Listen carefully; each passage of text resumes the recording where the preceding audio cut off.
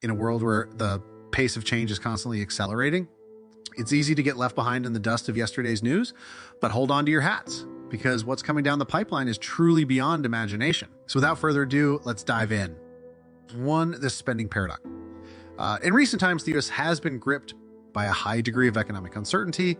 This has been driven by a multitude of factors, including geopolitical tensions, trade wars, and the lingering effects of the global pandemic. Amid these unsettling times, an intriguing trend has emerged, one that seems to defy conventional wisdom. Doom spending refers to the phenomenon where consumers confronted by economic uncertainty and financial stress respond not by tightening their belts and saving more, but by increasing their spending. This might seem counterintuitive at first glance. After all, in times of economic instability, it would be rational to expect individuals to become more cautious with their finances, saving more and spending less. However, the reality appears to be quite different. The concept of doom spending is not entirely new. It can be seen as an extension of retail therapy where individuals indulge in shopping to alleviate feelings of stress or unhappiness. In this context, consumers are using spending as a coping mechanism to escape the realities of financial stress and anxiety brought on by economic uncertainty. By consuming more, individuals are able to momentarily divert their attention away from their financial worries, providing a form of short-term stress relief. This can manifest in various ways, from splurging on luxury goods and experiences to spending on home improvements and new technology. However, while doom spending might provide temporary respite from financial stress, it carries significant long-term risks. By spending more and saving less, individuals are putting themselves in a precarious financial position. They are increasing their reliance on credit, leading to rise in credit card debt. At the same time, their savings are being depleted, leaving them with little to fall back on in case of a financial emergency. This presents a paradox. On one hand, consumers are trying to escape their financial anxieties through increased spending. On the other hand, their actions are exacerbating their financial instability, creating a vicious cycle of spending and debt that can be difficult to break out of. The irony of this situation is, at a time when their financial security is most at risk, consumers are engaging in behaviors that further erode their financial stability. This suggests a level of denial or rebellion against the economic pressures they are facing. Instead of dealing with their financial stress in a proactive and constructive manner, they are choosing to bury their heads in the sand, engaging in spending sprees that only serve to compound their financial woes. Financial institutions are understandably concerned about the rise of doom spending. The increase in consumer borrowing and rising levels of debt point to a potential financial crisis on the horizon. In November alone, consumer borrowing increased by a staggering $23.75 billion, more than double the expected amount. Moreover, the total outstanding credit balance has now surpassed $5 trillion, a figure that is as alarming as it is unprecedented. Delinquencies are at their highest level since 2012, providing further evidence of an impending financial breaking point for many Americans. Two, manufacturing downturn alarm. The recent drop in the New York Factory Index is a cause for considerable concern, not just for manufacturers, but for the wider economy as well. This index, which measures the performance of the manufacturing sector in the state of New York, has reached its lowest level since May 2020, indicating a severe contraction in manufacturing activity. This downturn could have far-reaching implications, particularly on the labor market. The labor market is intrinsically linked to the health of the manufacturing sector. A robust manufacturing sector creates jobs, fuels wage growth, and fosters economic stability. However, when manufacturing activity contracts, the labor market often bears the brunt of the impact. A slowdown in manufacturing can lead to reduced work hours, wage cuts, or worse, layoffs. As manufacturing activity diminishes, companies may find it necessary to cut costs to maintain profitability. Unfortunately, labor is often one of the first areas where cuts are made. Layoffs in the manufacturing sector can be particularly detrimental, given the relatively high wages these jobs often provide. The loss of these well-paying jobs can have a profound impact on workers and their families, causing financial hardship and increasing economic inequality. The potential increase in unemployment stemming from a downturn in manufacturing is not just a concern for those directly involved in the sector. It could also create a trickle-down effect, reducing consumer spending and further lowering demand in manufacturing. When people lose their jobs, they invariably cut back on their spending. This reduction in consumer spending can exacerbate the downturn in manufacturing, with less demand for their goods, manufacturers may be forced to cut production even further, leading to more layoffs. This creates a vicious cycle that can be difficult to break, with each round of layoffs leading to further reductions in spending and demand. This potential scenario is particularly worrisome because of its potential to affect various aspects of the economy. The effects of a contraction in manufacturing can ripple through the economy, affecting sectors such as retail, real estate, and services. Small businesses that rely on the spending of manufacturing workers could see a decline in sales, while areas with a high concentration of manufacturing jobs could experience a drop in property values. The downturn in manufacturing can also have significant implications for new entrants to the workforce.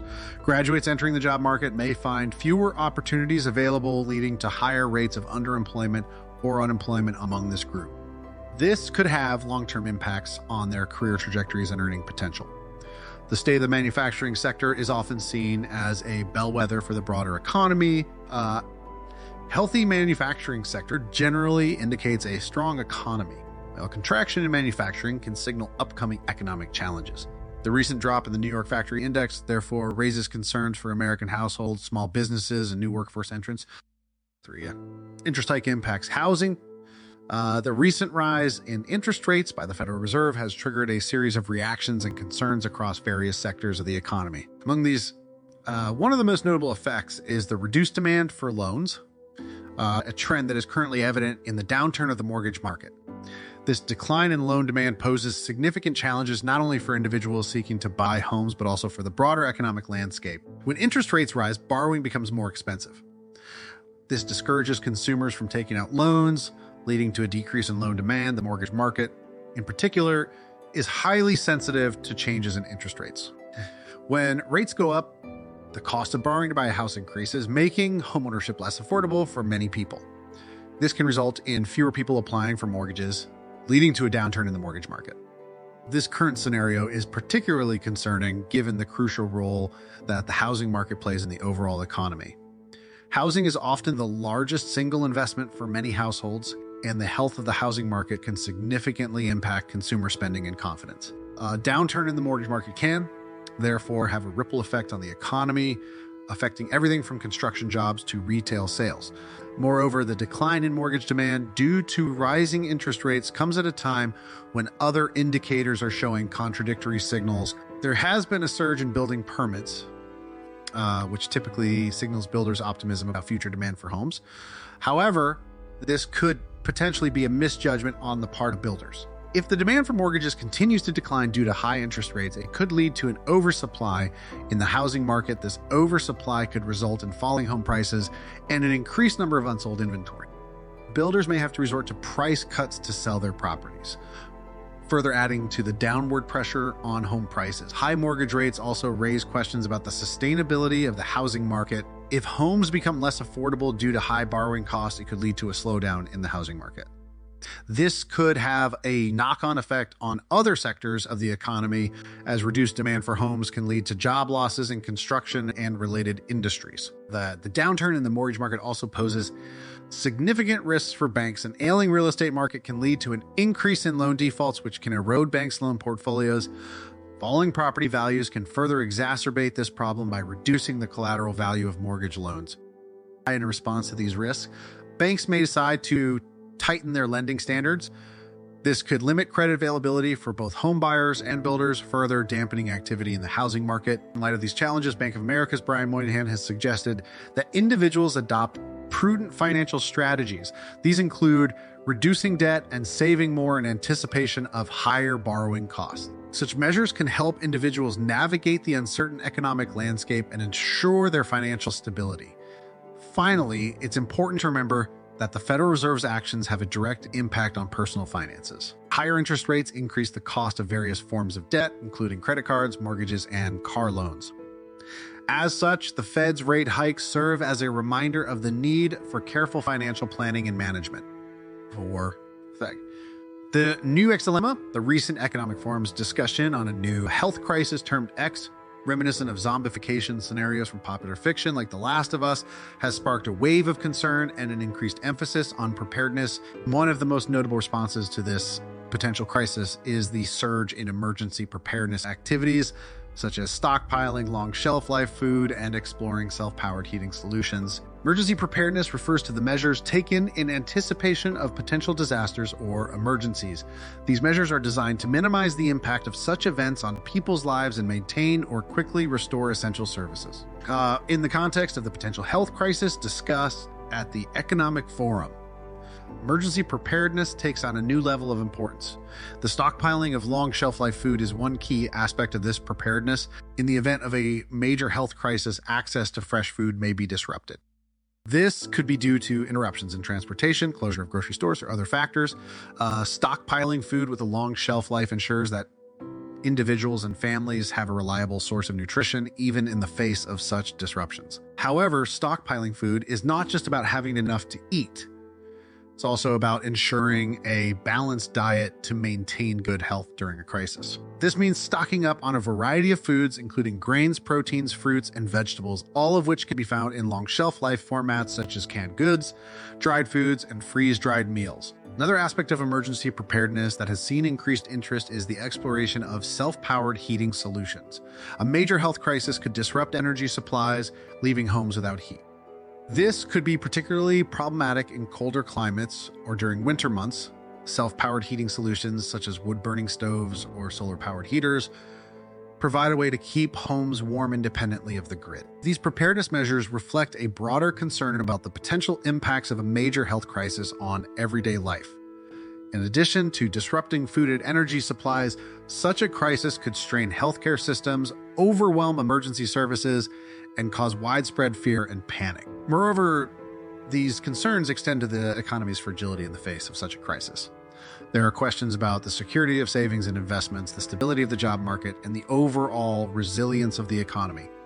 These concerns underscore the importance of financial preparedness, such as having an emergency fund, diversifying investments, and maintaining a stable income source. These high-level discussions at the Economic Forum reflect serious considerations of what may seem like dystopian scenarios. While it's easy to dismiss such scenarios as far-fetched or unlikely, history has shown that unexpected events can and do occur. The current global pandemic is a stark reminder of this reality.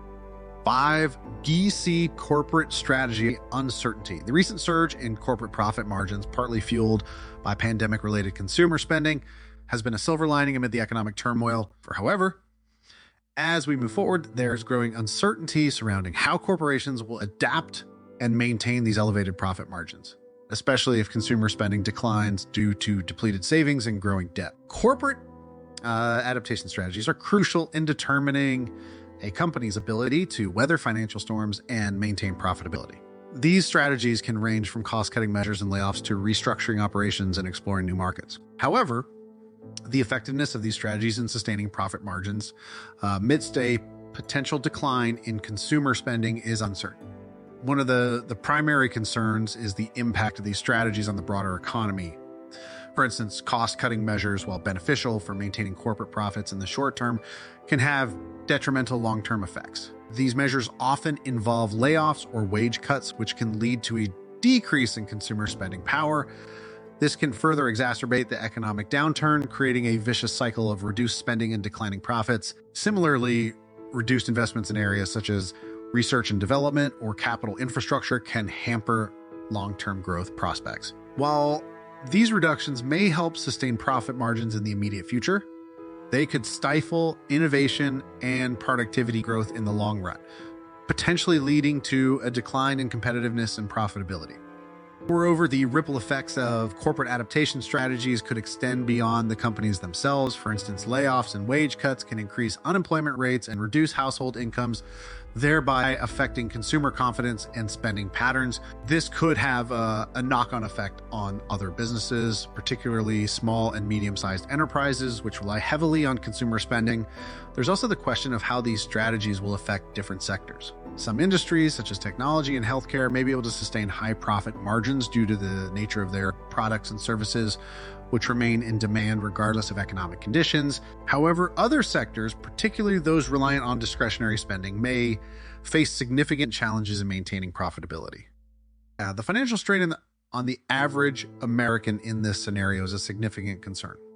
As companies strive to maintain profit margins, employees may face job losses or wage cuts, making it harder for them to meet their financial obligations. This could lead to an increase in debt levels and financial insecurity, further dampening consumer spending and adding to the economic downturn. In light of these concerns, it's crucial for policymakers and business leaders to carefully consider the potential impacts of corporate adaptation strategies. While maintaining high profit margins is important for businesses, it should not come at the expense of employees' livelihoods or the broader economy. Measures such as financial support for affected workers, policies encouraging sustainable business practices, and initiatives promoting economic resilience can help mitigate the potential negative effects of these strategies. 6. True state employment unveiled. The recent report showing a drop in jobless claims to 187,000, the lowest since September 2022, offers an encouraging picture of the labor market. However, these figures are seasonally adjusted, potentially masking the true economic situation. When we take a closer look at the non-seasonally adjusted figures, we see a contrasting picture. In particular, initial claims actually rose by 19,000 last week before dropping to about 289,000 this week. This discrepancy raises important questions about the actual strength of the labor market. Seasonal adjustment is a statistical method used to remove the effects of seasonal patterns in data, such as the increase in retail jobs during the holiday season or the decline in construction jobs during winter months. While this method can help provide a clearer picture of underlying trends, it can also obscure certain realities of the economic situation. For instance, the non-seasonally adjusted increase in initial jobless claims last week suggests that the labor market may not be as robust as the seasonally adjusted figures indicate. The rise in jobless claims could be due to a variety of factors such as layoffs, business closures, or slowing economic growth. Regardless of the cause, this increase is a cause for concern and warrants closer scrutiny.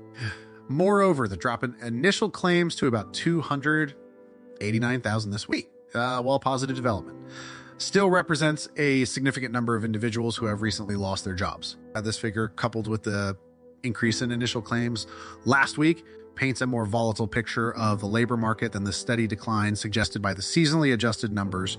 In addition to initial jobless claims, the non-seasonally adjusted continuing claims also present a different perspective. These claims, which represent individuals who have been receiving unemployment benefits for at least 2 weeks, increased by 18,000 to 2.12 million. This increase in continuing claims suggests that many individuals are struggling to find new jobs, further indicating potential weaknesses in the labor market. Furthermore, the total number of Americans receiving some form of unemployment benefits increased to 2.13 million. This figure includes not only those receiving regular state benefits, but also those receiving extended benefits and emergency benefits. The increase in the total number of beneficiaries suggests that a significant portion of the workforce is still facing employment challenges. These discrepancies between seasonally adjusted and non-seasonally adjusted figures highlight the complexities of interpreting labor market data. While seasonally adjusted figures can help smooth out seasonal fluctuations and highlight underlying trends, they can also mask important realities about the state of the economy. 7. Building a savings buffer. The reality of many Americans living paycheck to paycheck presents a significant challenge when it comes to saving. In the face of this challenge, homeowners and potential buyers need to be prepared for possible increased mortgage payment. This necessity becomes particularly important given the fluctuations in the housing market, which can impact the value of homes and, in turn, affect owners' financial stability. Mortgage payments constitute a significant portion of monthly expenses for homeowners. As such, any increase in these payments can significantly strain a household's budget, especially if one is already living paycheck to paycheck. The prospect of increased mortgage payments necessitates a careful reevaluation of financial priorities and may require tough decision-making. One of the first steps towards dealing with potential increases in mortgage payments involves cutting back on non-essential spending. This strategy requires a detailed review of one's spending habits to identify areas where cuts can be made.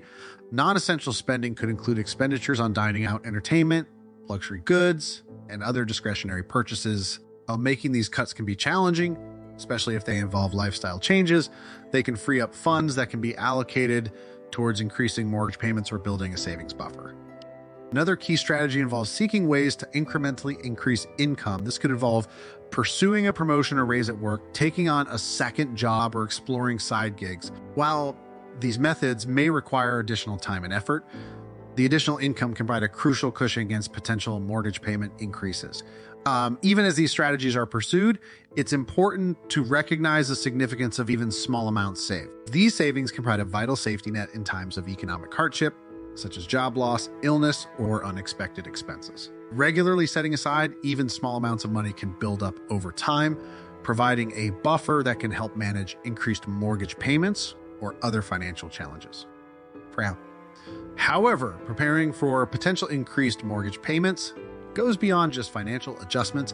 It also involves keeping a close eye on the housing market. Fluctuations in the market can impact the value of homes, which can in turn affect a homeowner's financial stability. A drop in home values could potentially lead to homeowners owing more on their mortgage than their home is worth, a situation known as being underwater on a mortgage.